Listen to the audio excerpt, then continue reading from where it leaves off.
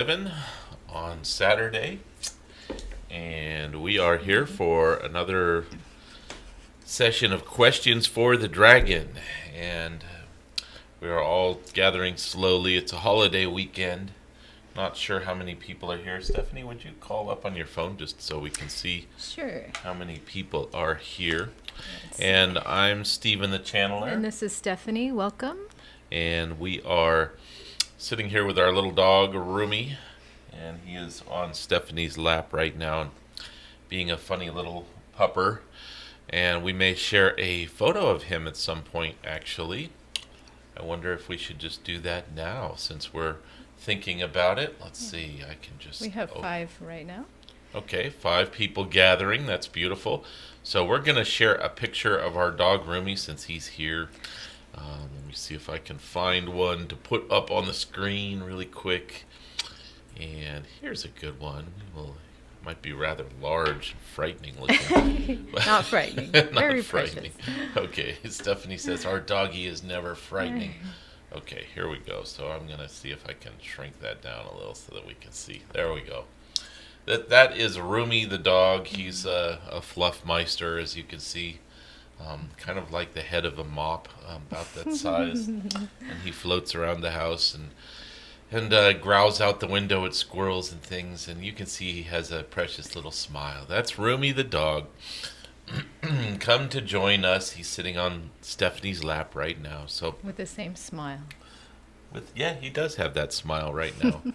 Yeah, he's I think we've given him a trim since then, so he's not quite as fluffy.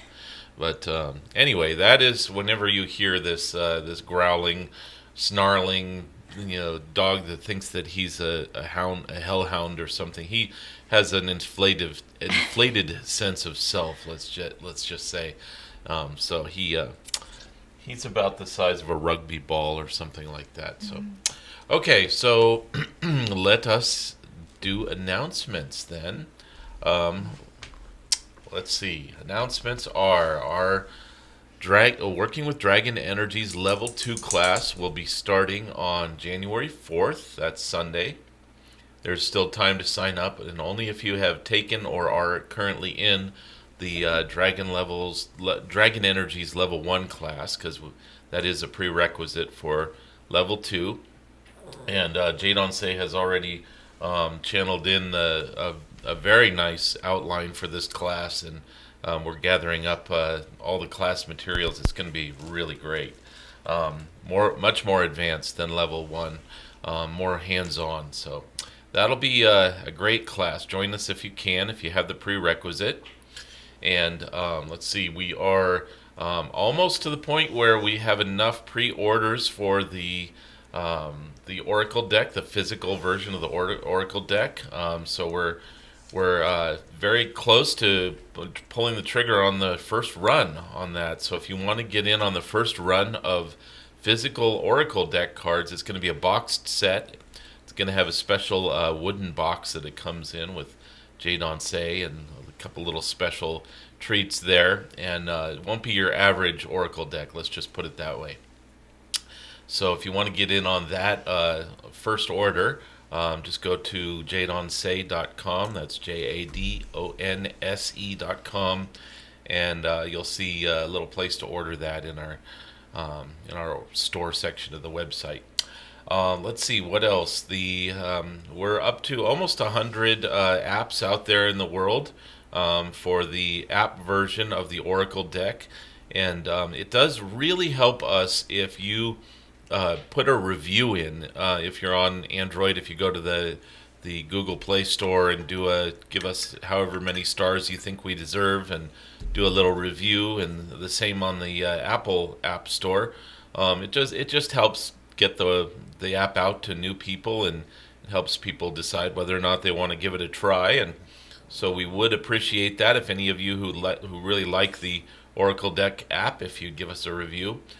Similarly, we could use a little love on our YouTube site if you like our videos and share them. And I think the live streams, after the live is over, you can do something called hyping a live, and that helps it get out to other people.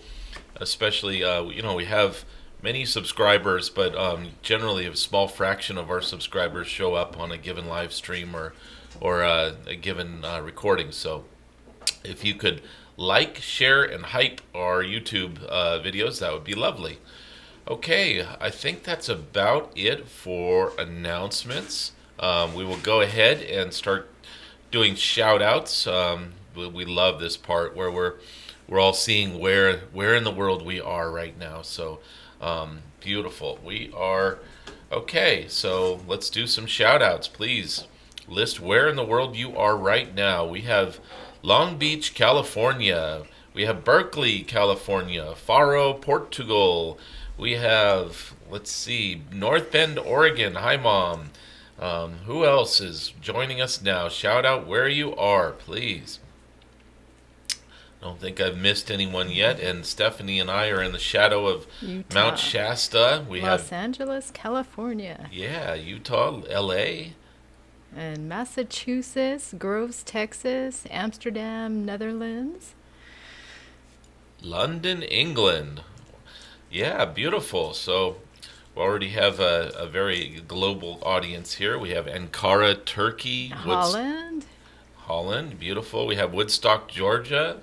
In South Africa, Sweden. Queensland, Australia, New Hampshire. Welcome.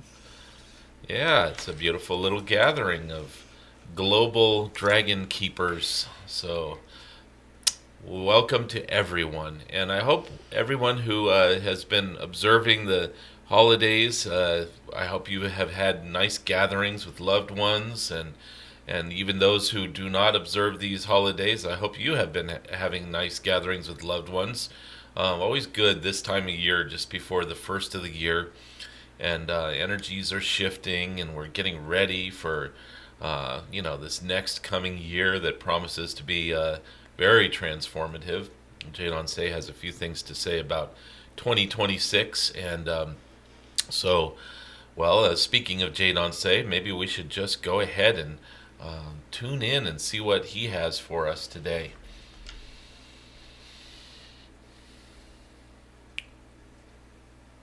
I am Jadon Se, Golden Dragon of the Third Arc of Consciousness, and this is another gathering of Questions for the Dragon.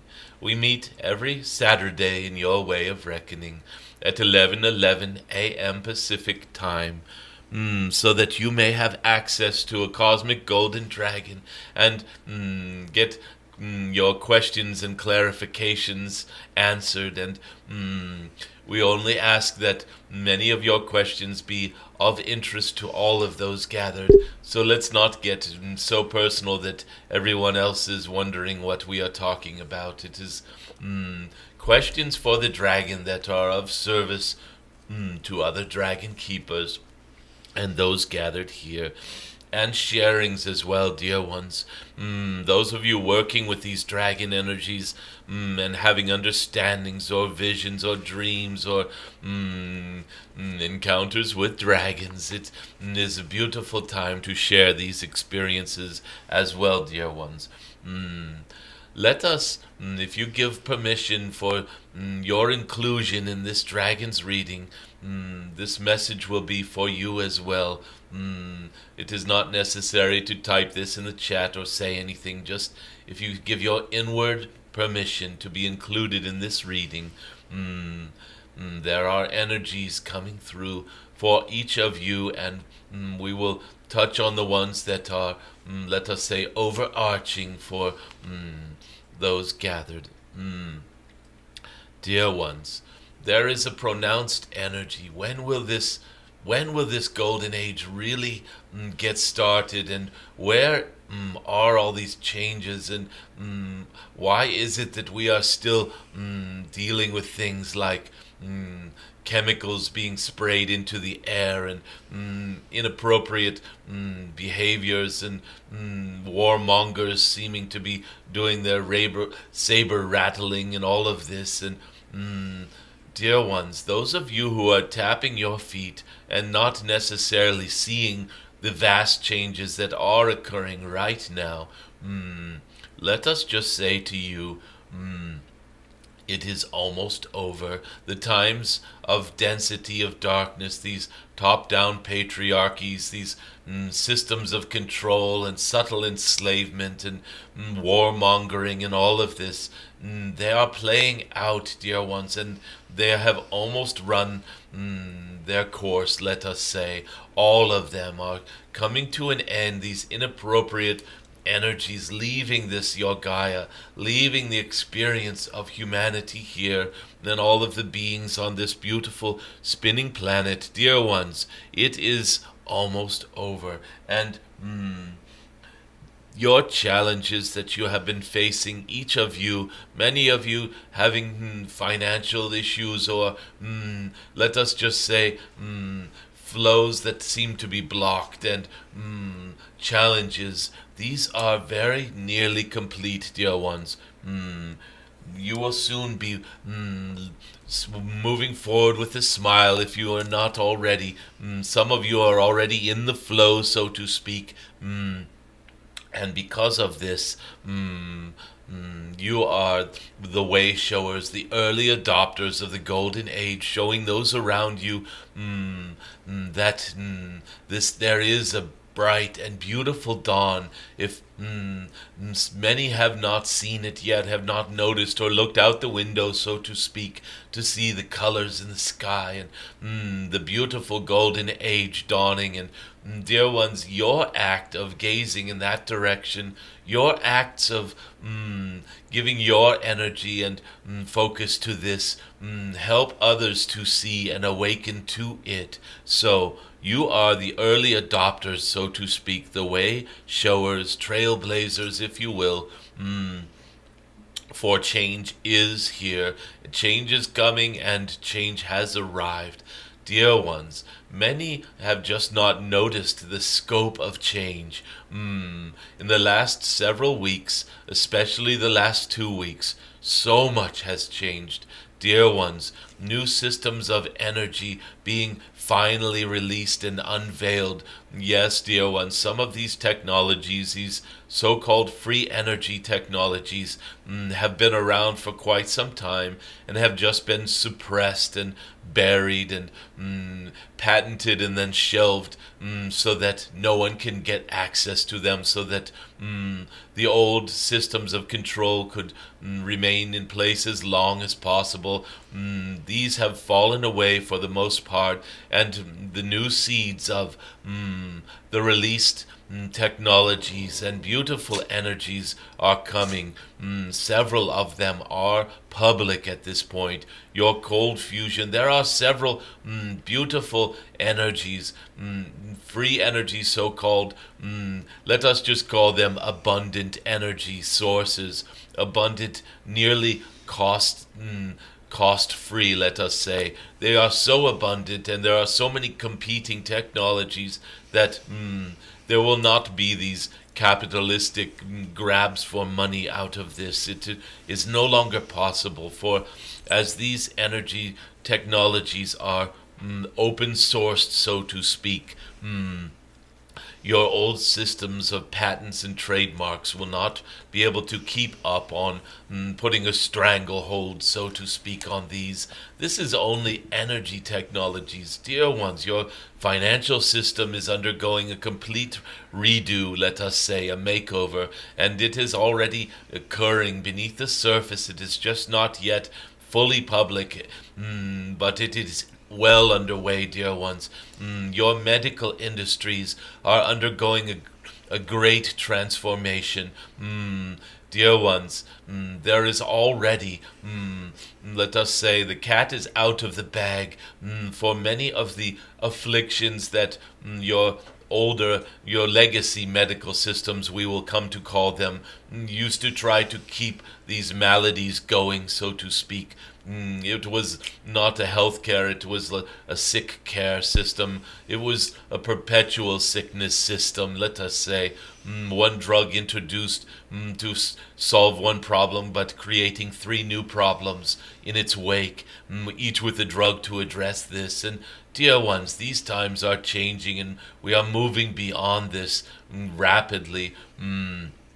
Very soon you will see so many new developments in medical care, let us say.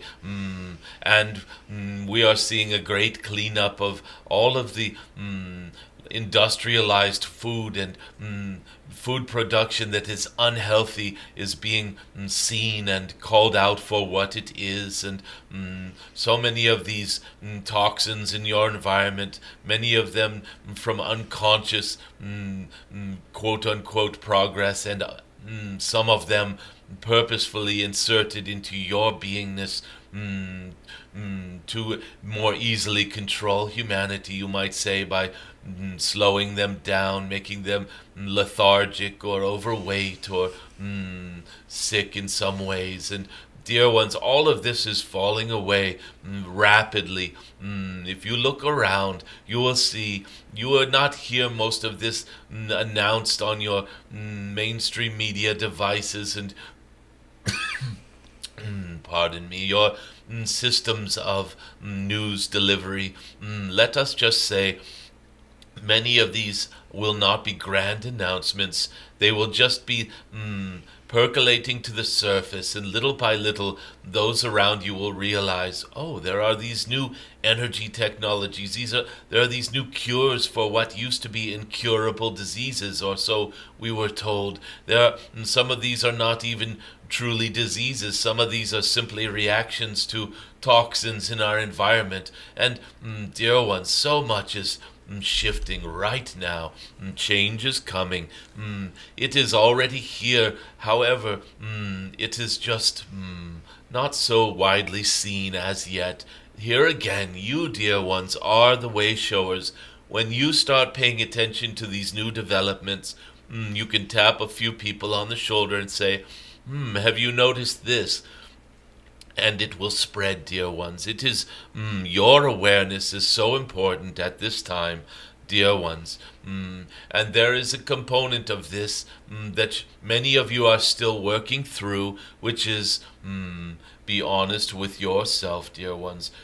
Some of your difficult feelings and struggles and some of the roadblocks you put up for yourselves are still present, especially when it comes to financial abundance and health issues. Many of you are still carrying, let us say, legacy programming from these times past that you have not been honest enough to deal with.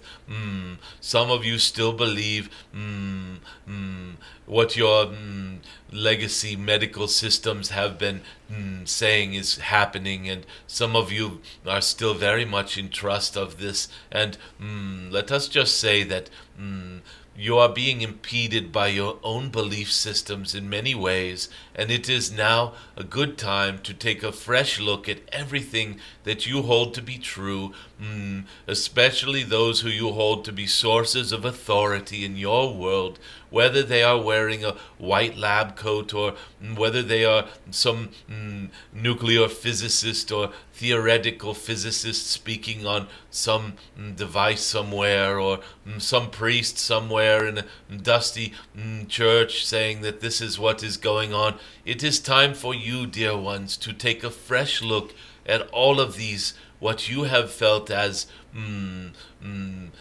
authorities holding truths, especially the external ones. Dear ones, there is only one authority, and this authority is not external per se, though dear ones, spirit is always reflected in external reality.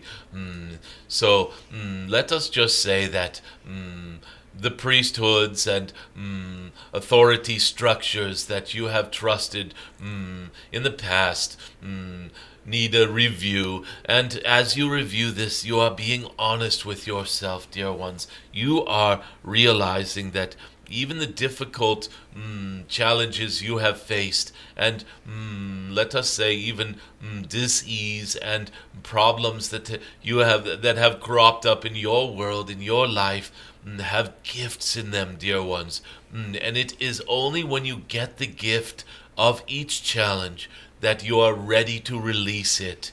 And so taking this fresh look at this time, at all of your beliefs, and let us say, and all of the challenges you face, and being very honest about them. Be honest with yourself. Have I called in this challenge in some way? Has a belief of mine created this burden or this obstruction? Has some opinion of mine or some outlook that I carry, some grudge that I carry perhaps, is this perpetuating my situation? Is it because I am judging those around me that I am having these roadblocks? Dear ones, be honest with yourselves at this time, and each of you has opportunities to grow by leaps and bounds. For again, as you find the truth of each of these challenges, there is a gift hidden within each of them. Even the most unpleasant challenges, losing a loved one or a beloved pet, or dear ones, anything, even those challenges that you want to look at the least, oftentimes have the greatest gifts concealed within them. So this is a time to be honest. So your message for today: yes, the wait is almost over for all of these grand changes. Change is here. Change is coming. And if you look a little closer, it is already here in so many ways. The foundations have been built, let us say, and be honest with yourself as you look into all of this. This will give you great opportunities to let go of burdens that you still carry. Dear ones, thank you very much for being here. Your energy has allowed for this message to come through. Each of you, including your Stephen and Stephanie, can gain from listening to this and acting upon it at this time. And dear ones, let us not be impatient for changes to come to society. These things are mirrored in the external world only after you have fully embraced them internally. And let us be fully honest with ourselves about the level of which you have embraced these new realities. For if there is some sort of lag in the external world, if there is some sort of, it seems like things are dragging on too long, perhaps there is something dragging on within you. Let us do this. Let us look within and find these gifts.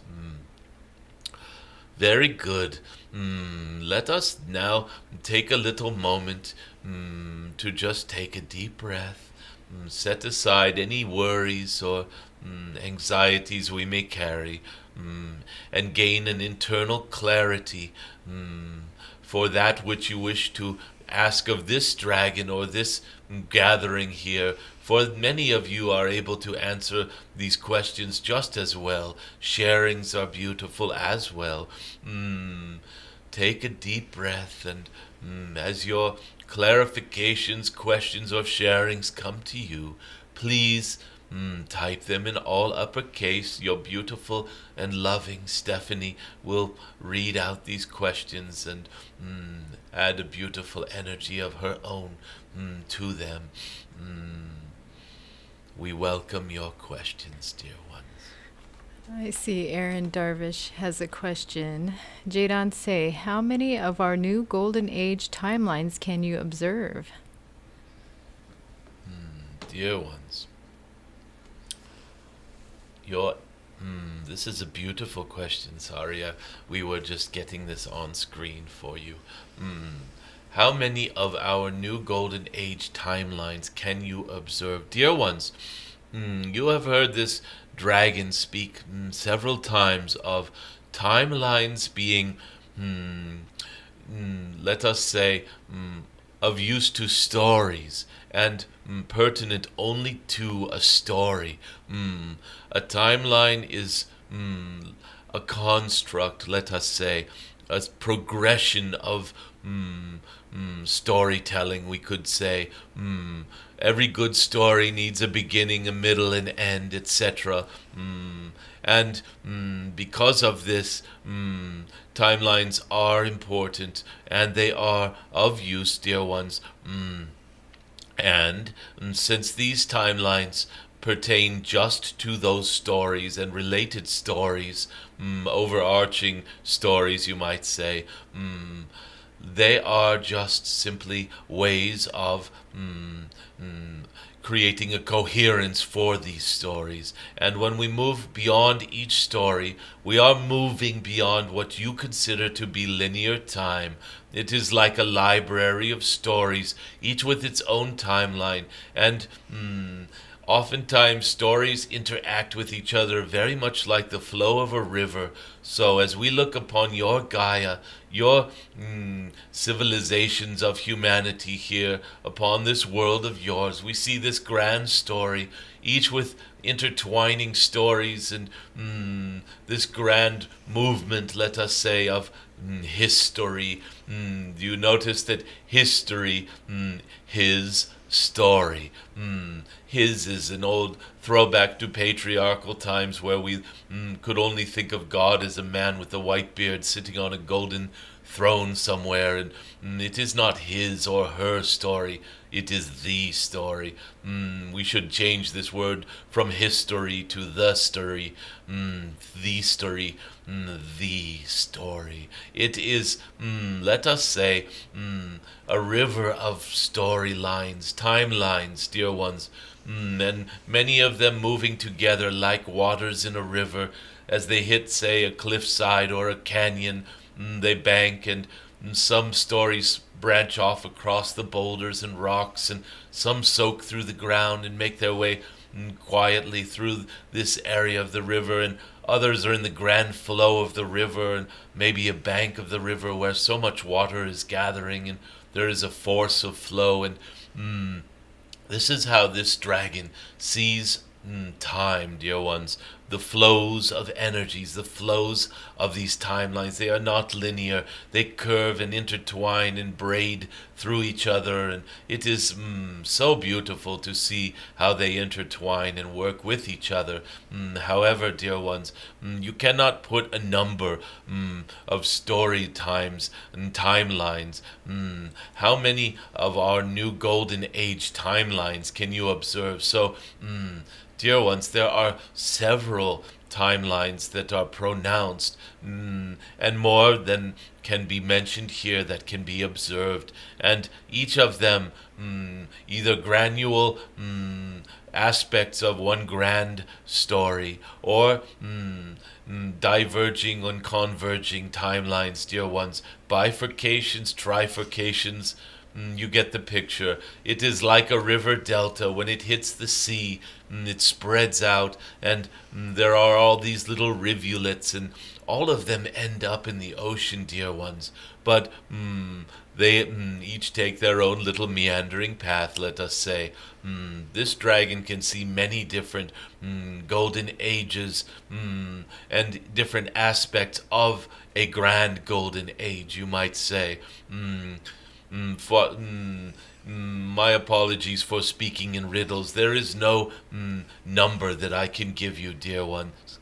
So many of you want definite answers to things that, let us say, are open-ended. And when something is open-ended, you do not want to bookend it or put a wrapper on it, so to speak, fit it into a box. And so we will not say that we see 45 different gold ages or 145 or infinite golden ages. It is for you to each flesh out your particular golden age for you. As many beautiful beings as there are upon this world, there is a golden age for each of them.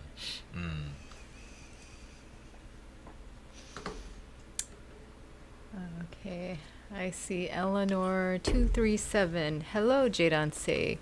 Is the Earth realm a plane and the spherical shape comes from a dome or bubble that surrounds the planet? Thank you. Dear ones, realms, let us say realms have theoretical boundaries, you might say. They are boundaries where you feel you are leaving this realm and perhaps moving into a new realm, or even an overlapping realm, or sometimes it feels like there is like a no man's land between these realms. These are all, let us say, perceptions, and each of you perceives realms that you work with in slightly different ways. And let us just take a metaphor of a swimming pool. Many of you can look at a swimming pool and say, "Oh, it is very clear where the swimming pool ends and begins." And then you realize, wait a minute, there is a deep end and a shallow end. Where does the deep end end and the shallow end begin?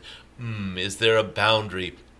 Dear ones, this is the very crude way of showing how it may seem like a realm has a boundary that is very pronounced, and then upon second glance you can see that this entire realm is made up of what you could consider to be boundaries, or gradients of boundaries, or overlapping boundaries, so to speak. Your little steps that come up out of the pool get each step is itself a different level that you can rise up out of the water, and so each one of these could be considered to be a gradient or a boundary.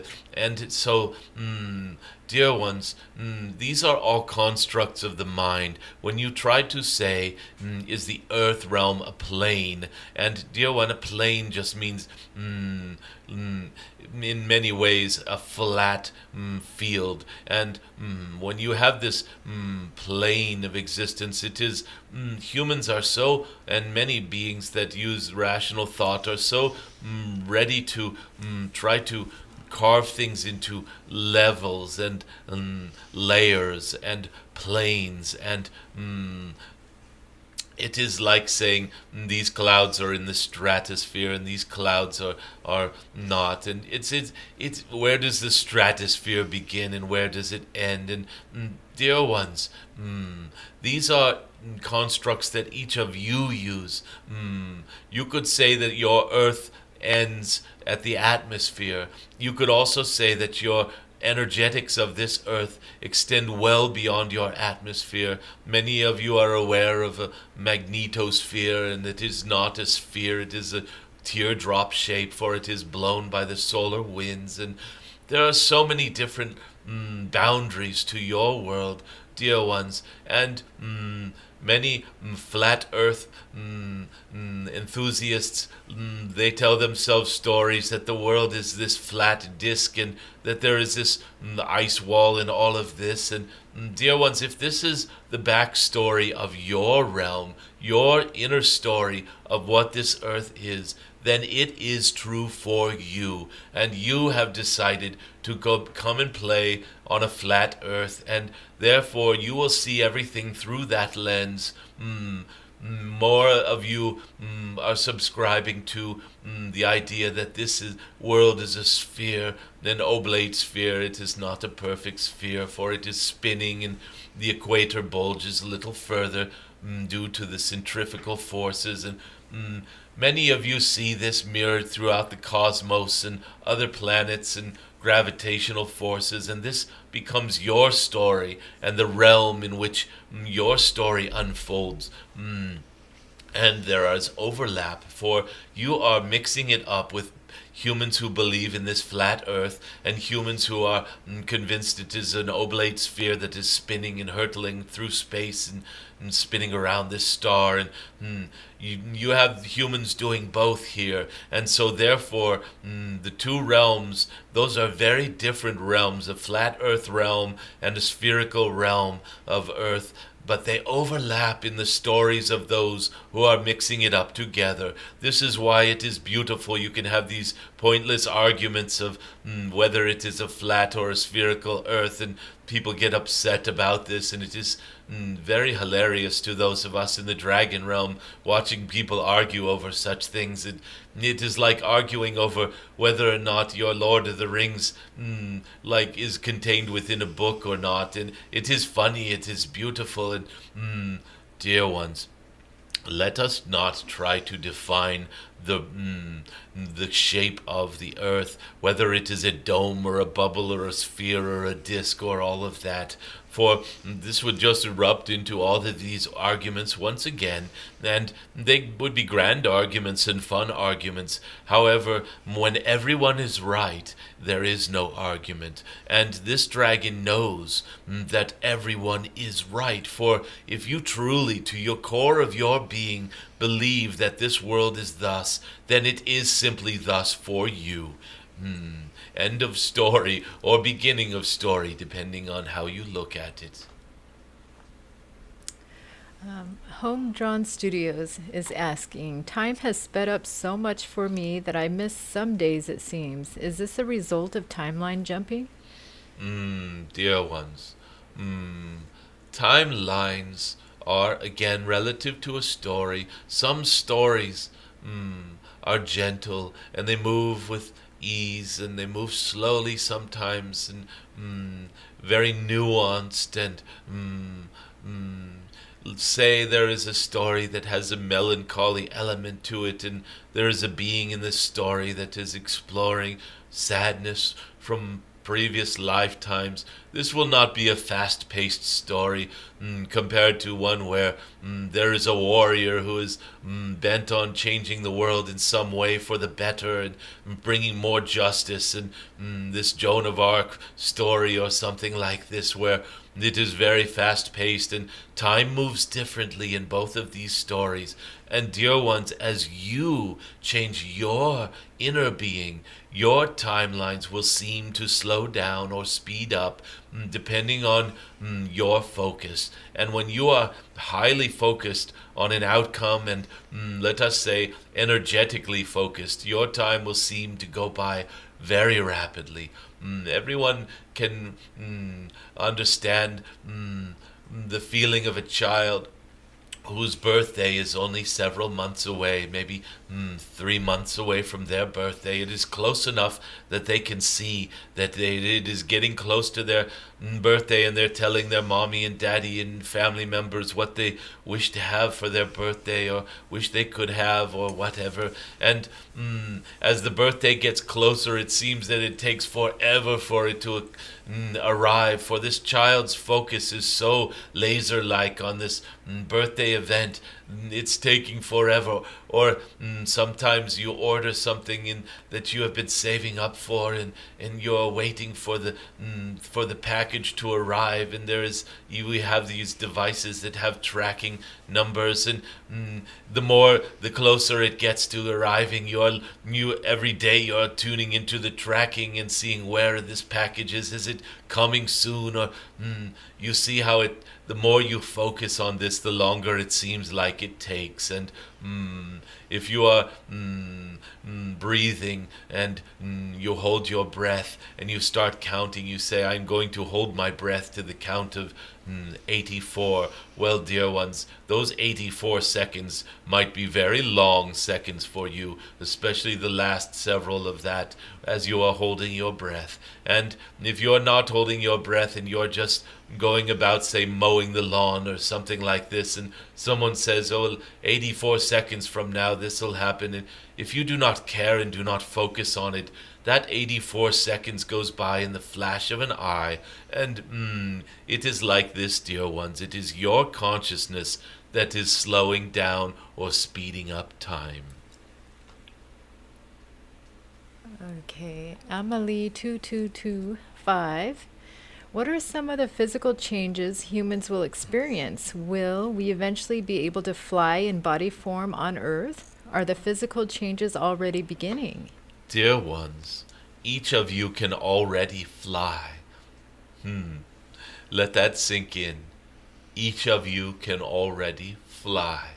It is simply whether or not you have agreed to the rules of this realm as they are at this moment. And many of you have agreed upon coming to this story of you here on this world, in this time, in this grand story, have agreed to refrain from flying, and to respect the rules of this realm, that there is this agreement that generally speaking, humans cannot just levitate and fly.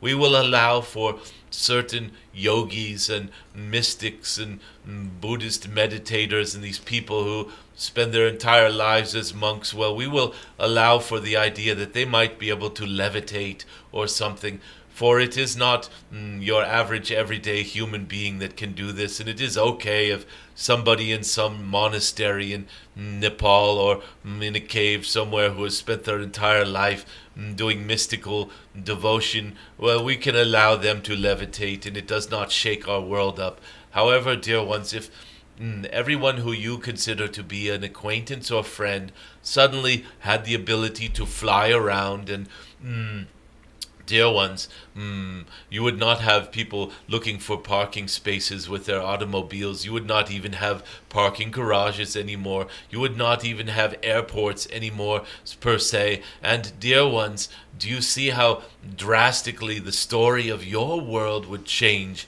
if everyone suddenly started flying? And you have agreed that this story is more interesting for what you are exploring in this lifetime story right now. It is more interesting that humans are not able to fly like this here. For it allows you to explore these other things like airplanes and like your little drone craft and remote controlled vehicles. All these things that would not even exist if all humans could fly. And hopefully you can see that it is simply the rules of this realm that you are abiding to. And dear ones, the rules do change in time. Each of you can imagine a time where, let us say, Stargate portals become commonplace, and instead of airports, you just walk through this archway, this portal, and come out in London, England, or come out in Sydney, Australia. And you can imagine how if there were portals in every city that linked up other cities, that suddenly vacation homes would not even be a thing. Before you could just step through a portal and go to the beach on a beautiful island in the South Pacific, and when you are done, you would step through the portal and come home and eat dinner in your own home and go to bed in your own bed. And this would change the world very drastically. You would no longer have the airports and travel industry the way you do now. And so I hope this makes sense to you. It is only because you have agreed not to fly that you are not. Home Drawn Studios. Hi, Jadon Se. You, as a cosmic dragon, having a whole wardrobe of different energetic forms you can wear, do you borrow some forms, create your own? Also, if I may selfishly ask, who is your tailor? This is very humorous. A tailor of dragon wardrobe. God is my tailor, you might say. Spirit, the spirit who moves in all beings is my tailor. And dear ones, the spirit who moves in all beings is me and is you. And we can say this without realizing it. We can understand it without realizing it. Realizing means that you live it. And when you get to the point where you live the truth that there is only one spirit expressed in every form, then you will things will change, let us say, for you.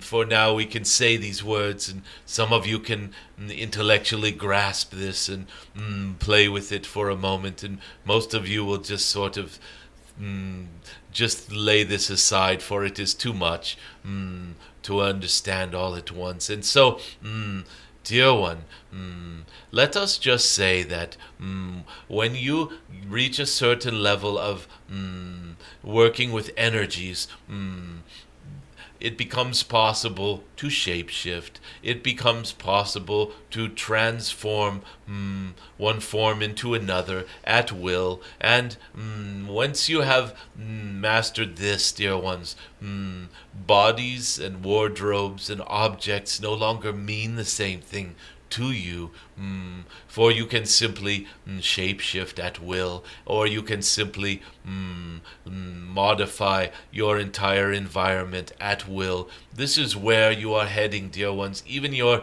what you call 5D experience is somewhat of the ability to create a world and then go live in it, or to create worlds on the fly, so to speak. Create your own environment at all times, or at least co-create it with other beings. And dear ones, whether you know this or not, you are doing all of this already. It is just to the extent that you do it and limit yourself for, again, the rules of the realm. So, dear one, you can say that spirit is my tailor, and you can say that this wardrobe of energetic forms that I wear is infinite, dear ones. And so is it for you. It's just that you have agreed to forget this for a time. It is a creation of our own, and we also play around with co-creating, sharing creations. It is a game where you separate yourself, or you operate under the illusion of separation for a time from other beings, and then you create your things and they create their things, and the overlap can be very beautiful. Every good artist is inspired by something or someone. Most of you are inspired by the greatest artist of your reality, your Gaia.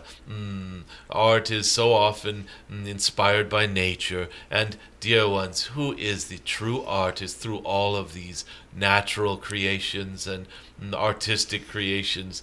Now there is a question. Who is the artist for each of these? And do they share amongst each other their ideas? And is there a great flow and ebb of creativity that comes into a field, and you just tap into the field and bring it forth? And dear ones, play with these ideas, and the more you play with them, the more you will begin to understand your creatorship. You are, each of you, powerful creators. Even those of you who feel, well, I am not talented, I cannot draw, and I do not have a vivid imagination. Dear ones, your own body is your creation. Your life is your own creation. And you may be creating by giving some of your power to external figures for a time, just to see how that plays out. I'm giving up my power to my priest or my doctor or my scientist friend or whatever for a time, to see what it is like to live in that world where these are the creative forces, and that is your creation. Doing this is your creation. You create your story, and as such, you are an amazing, interdimensional, multidimensional, spiritual, creative being, dear ones. Aaron Darvish is asking, Jadon Se, does working in our lower astral realms have a direct effect on the physical world? Let us just say that here again, this is like the swimming pool. Where does the deep end start and the shallow end stop, or whatever? These astral realms, this is again these labels you are putting. You are attempting to put boundaries on things, and so for each of you the word astral realm will mean a different thing. Therefore it is not necessarily very helpful to speak of the lower astral realms, for each of you will have a different understanding as to where the lower begins and the middle or the higher astral realms begin and such. So let us just rephrase that. Does working on your inner realms have a direct effect on the outer realms, or the physical world, or the external? It is more helpful to delineate internal versus external, and even there is no firm boundary. There is no truly firm boundary. It is a sensory trick, let us say. We seem to be using our external senses or our internal senses, and as you feel into this and learn more about this, even that boundary will dissolve in time. Dear ones, you are always having an effect. Wherever you are focusing is creating reciprocal movements. If you are building something externally, say you are using a potter's wheel to craft some sort of vase out of a beautiful pottery, and you are creating it there. Some of it is coming from within you, this idea of that which you are trying to create, and some of it is simply emerging as your hands move across the clay and something pleasing occurs. You incorporate that into your inner idea of what this vase will end up looking like, and you can work with both inner and outer at the same time, having this beautiful dance and relationship with each other. It is not always a flow from the inner to the outer. There is a reciprocal movement that moves back from the outer into the internal, and this feedback creates beautiful new creations. And so let us just say it is like the tide of the ocean. You cannot say that the tide moves in one direction. It goes in and out, dear ones. There is a question. Hello, Jadon Se. The resistance for not taking love, understanding in love, is it the same as 2 weeks ago? I personally fight in the name of love when not giving in, but going against hate. Dear ones, if you fight against hate, there is an irony there. Look into this, feel into this. If you are fighting against hate, do you not understand that this is this fighting is what is happening in you when you fight something? Are you fighting against something that is coming at you? Are you a victim and you're just trying to regain your sovereignty by standing up against this this attack, so to speak? Do you fight against the hate within yourself? Is it truly a fight? The last person that you hated, or the last situation or thing that you hated, did you win a fight in order to release that hate? Truly answer this for yourself, and I believe you will feel and realize that it was not a fight that you won. It was a deeper understanding. It was a welcoming, and this is why it is beautiful that you are saying, understanding in love. For is love a fight? Or what is the process of love? What is love, dear ones? Every poet has a different answer, and it is ineffable. You cannot fully answer this question. However, there are beautiful understandings about love that can be instructive in this case. For example, love. When you are loving, say, a 3-year-old who is being so adorable and playing with her toys and smiling and perhaps waving at a butterfly with great innocence, and you feel yourself just loving this child and this innocence and this beauty and the sparkling spirit of this one. This love is like a celebration. You are celebrating the truth of this little one. You are just in this beautiful, like a rapture of celebration. And this is not a fight, dear ones. No one needs to fight for this. It comes very naturally. It is a deep celebration of truth, of beingness, of feeling and connecting with the beingness and celebrating it so deeply that it makes you sing out, or your heart sing, or your heart expand. And so this is, let us say, a process of connecting. And when you think of fighting and hating, this is a process of disconnecting. I am, that is my enemy. I am not connected with this person. This is my nemesis, or this ignorance that is prevailing in society is my enemy. I need to fight against ignorance, and fight against anger, and fight against violence. And do you not see the irony in this, dear ones? Let us now say that there is in this question, it is not as same as it was 2 weeks ago. This is a deep understanding here. When you get to the level where you have an awareness of the shift of how you love and fight, and what feels like hate, and working in the name of love, so to speak. If you are doing something in the name of love, what is that even? There are so many levels to this question, dear ones. We could spend perhaps a week dissecting this one question. It is, let us just say that love is a deep celebration of truth, and much more than that. We will start with that, for it is instructive in answering this question. And as you celebrate truth, does it change from week to week? Now there's a question. Okay. Cool, Ba.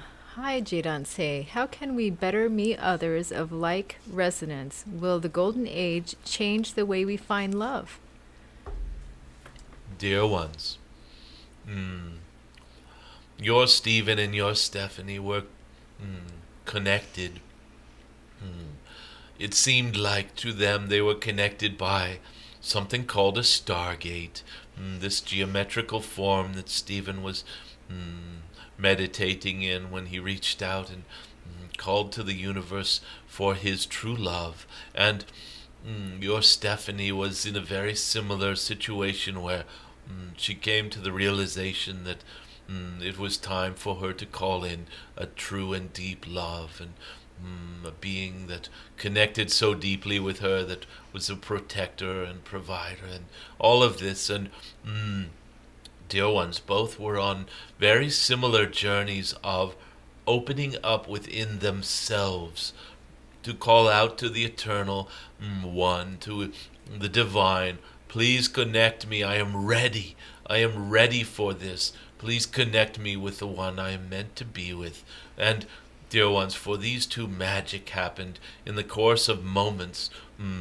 They were connected in mysterious ways, even though they were hundreds of miles apart and had no one in common, no common friends, hardly any common beings or connections in this way.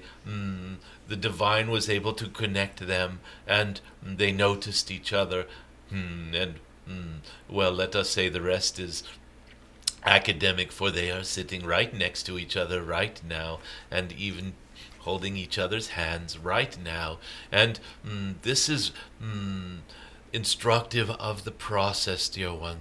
It comes from changes and shifts within.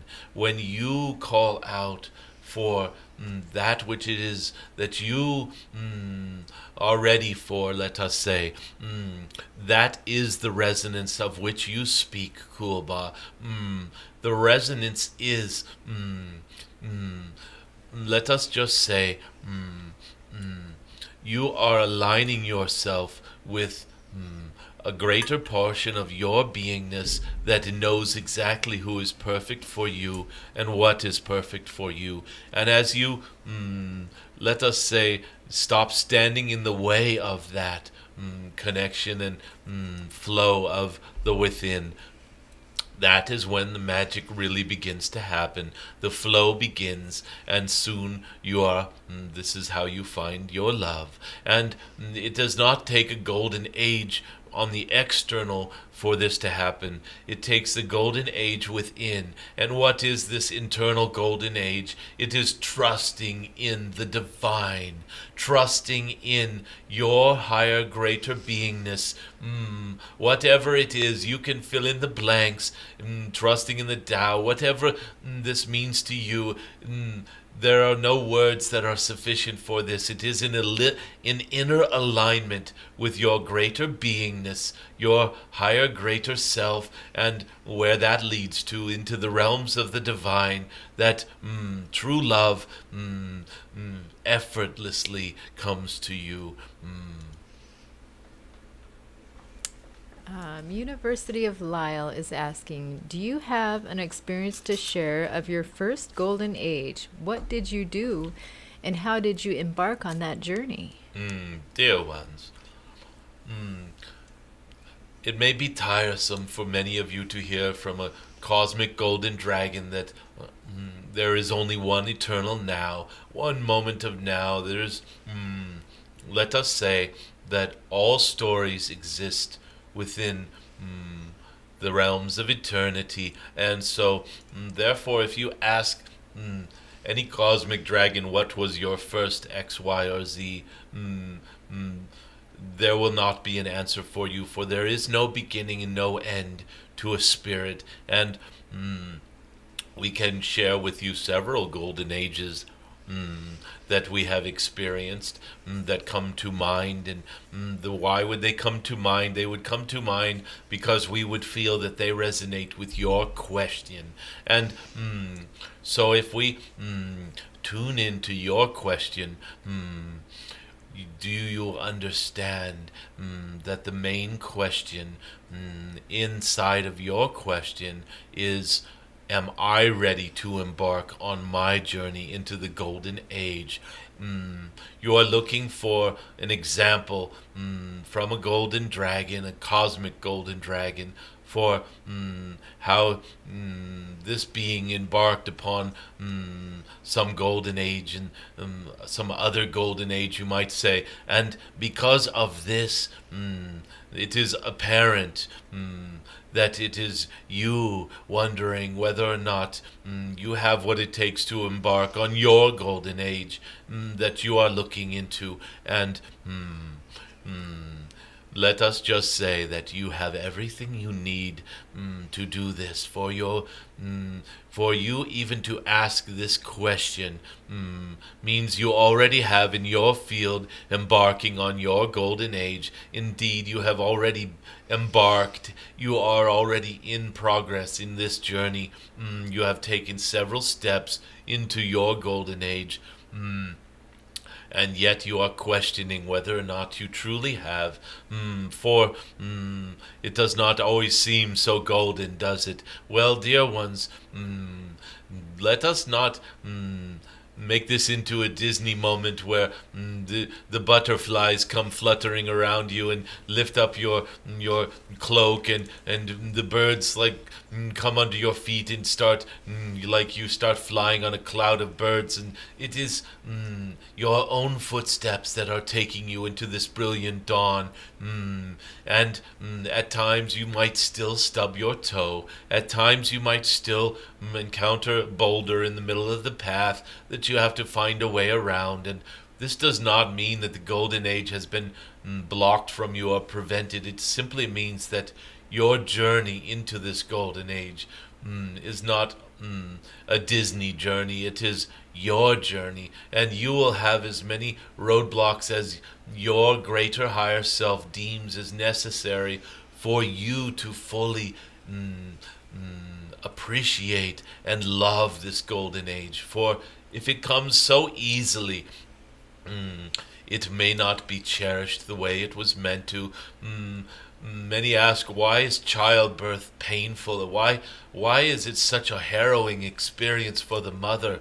And some of the most wise mothers will say to you with a smile on their face and a glint in their eye, it is because of that pain and sacrifice that you truly cherish the child, and that the bond is so much deeper, for you have come through that experience and have this beautiful baby in your arms. And if it just book popped out with no problem and there was nothing to it, would that change your relationship to your child? Of course it would, dear ones. Of course it would. And so this is the same thing. Giving birth to your golden age might have pains at times, but it is still a golden child that you will have in your arms. RM8746. This might be a strange question. Do you have an insight on a red starfish? Yes, dear ones. This is one of those questions that we were trying to steer people away from. These, if I have a dream and there's like a purple polka dotted zebra looking dragon in my dream, what does this mean? And it might mean one thing to you, and everyone else is sort of going, what? This is strange. And so, dear one, I can see an insight into a red starfish very plainly and clearly, and we will decode this for those of you who are wondering why we are speaking of a red starfish. This is from Gaia. She is speaking through me and through Stephen as well. And she wishes all of you to know that the starfish upon this world are new. The starfish upon this world are here cleaning up things that it was not possible for starfish to clean up before. And it is due to some of the pollutions and some of the insults to Gaia from human activities and other, let us say, chemical reactions having to do with this, and plastics and all of this, pathogens that have appeared upon her surface, that she has called in a whole new type of starfish. Your Gaia is so beautiful. She is able to deal with any sort of situation that you can imagine.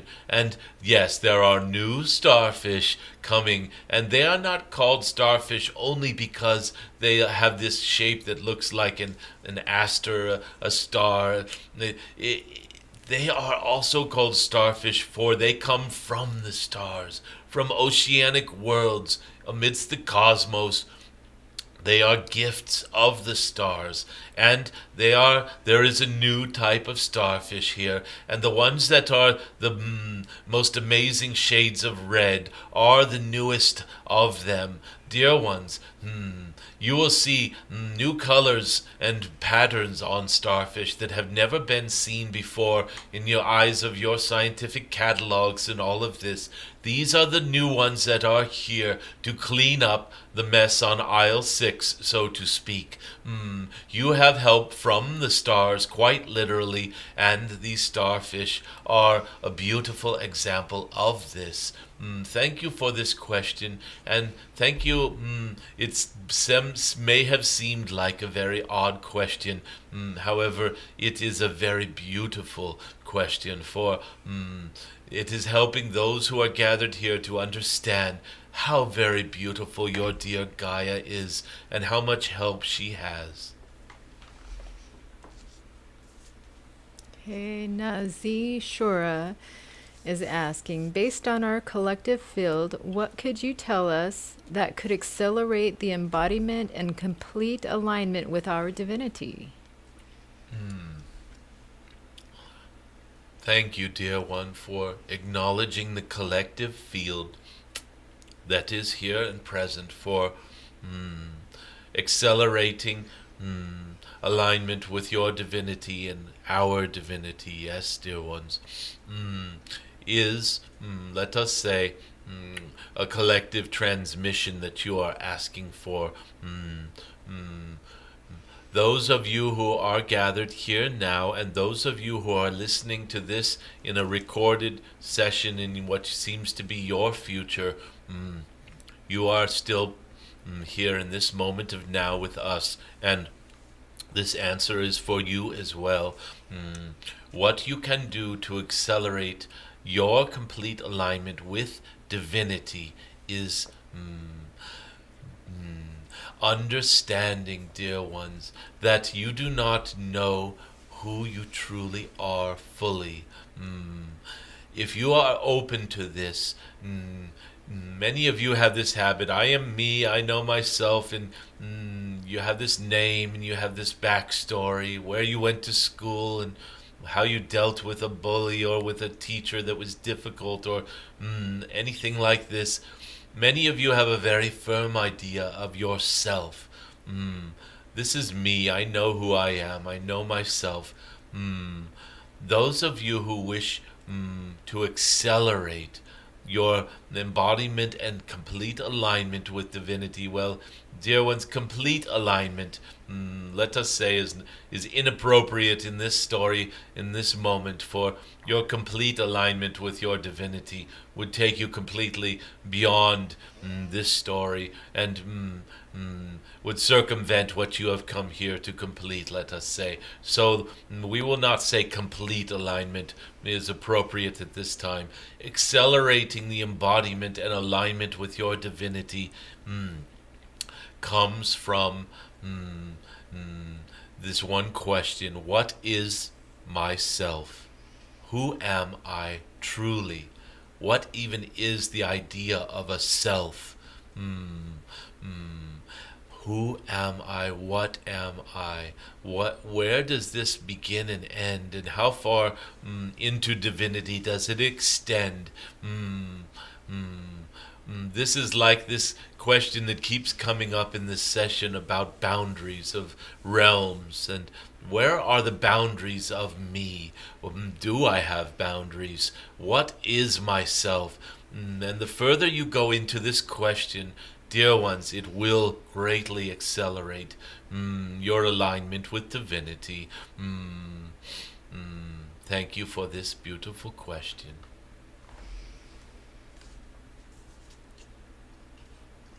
There's no questions right now. Homedrawn Studios is saying strange questions can have profound answers. Indeed, dear ones. The simple act of asking a question, it is like the last domino to fall in a long chain of dominoes that that last one that falls oftentimes just clatters across the floor and into your awareness and becomes a question. Once you have asked a question, there is already this setup, let us say, within you that has led to this question. And it is worthy of celebrating. Every question itself is the culmination of many energies and shifts within.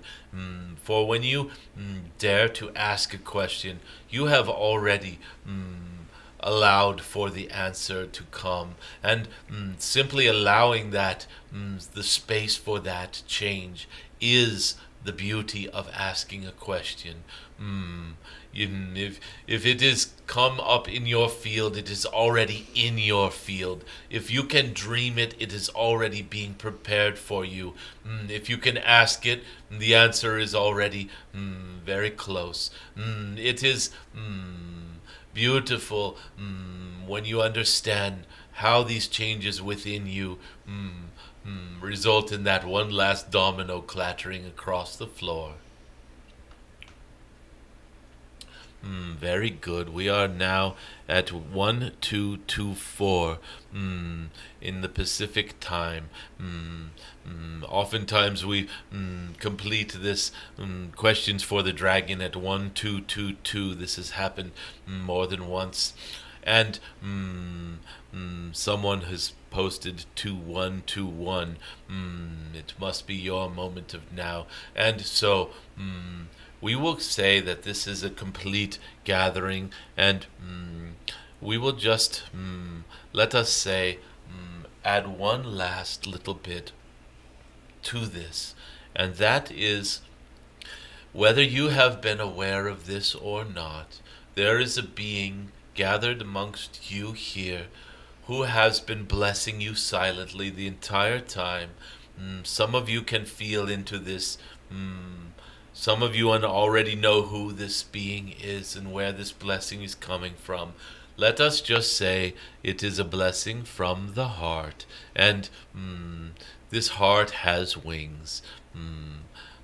Sometimes dragons like to speak in riddles, and sometimes it is best not to say who the blesser is, or the one giving the blessings is. And however, this question has fallen out from this, and so we will answer it. How do dragons connect with the divine feminine? This is a beautiful question, dear ones. The divine feminine, the Sophionic energies. There are Sophionic dragons, and the Sophia dragons embody the divine feminine. Dear ones, dragons always come in forms that are divinely inspired, some of them with sacred geometries, some of them with energetics that closely align with archetypes and, let us say, deep truths. And the Sophionic energies are so beautiful. The divine feminine, the rose ray. Let us just say that dragons are connecting with the divine feminine at all times. Even dragons that seem to be masculine dragons are connecting with the divine feminine. How? Through their inner connections to the divine. For the divine is not present unless the completion of divine masculine and divine feminine come into balance and orbit around each other in beauty and grace. And this is, let us say, a portal to the divine. It is not necessarily the portal to the divine. It is an important portal to the divine for especially those of you who are predominantly masculine or to predominantly feminine. For it is the balance of these that opens up this beautiful portal. And dragons, being here to uplift, are always in support of the opening of that portal. For those of you who can accomplish this beautiful balance within your own beingness will be uplifted every time. And so dragons are not even complete without the divine feminine. Our service to humanity, our service is not possible without the divine feminine. And so this is one of the reasons why so often tales of dragons sound so masculine. They are sharp and pointy, big teeth and metallic and scales and breathing fire and all these things that do not sound terribly feminine. Dear ones, it is the loving field that is created by the desire to uplift, the desire to nurture, and the compassion that is necessary for the upliftment of those we are trying to be of service to. Even being of service, dear ones, you feel it, the divine feminine, and this one of which we spoke has been helping in the feminine way, which is not an outward expression. It is a blessing, oftentimes silent, field of the heart that is expanding and enveloping and nurturing those who have gathered. So this is beautiful that this question came just as the awareness of this heart blessing was happening at the very same time. Thank you for this. Dear ones, let us, as we so often do, end this gathering with a shout out to those present. We love this part so much. This is actually of divine feminine process, welcoming in the tribe. The divine feminine is always a welcoming energy. It is even the quintessence of welcoming, you might say. So let us welcome in those who have gathered from. Shout out all of the places on this beautiful Gaia that you are right now so that we can welcome you into our hearts. And this is a beautiful energy of the feminine to welcome. So, please shout out right now. You are all over this beautiful Gaia. We have one in Berkeley, California. We have one in Utah. Never forget the Sophia dragons in our hearts. Yes, dear ones, never forget. Berkeley and Utah. Where else? We have Ankara, Turkey. Tyrol, Austria. We have London, England here.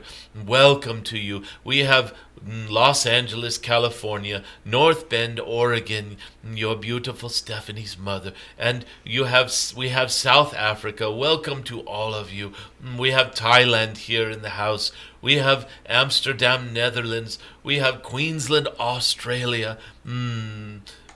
Connecting from Benicassim in Spain. Beautiful. Faro, Portugal. We have Holland in the house.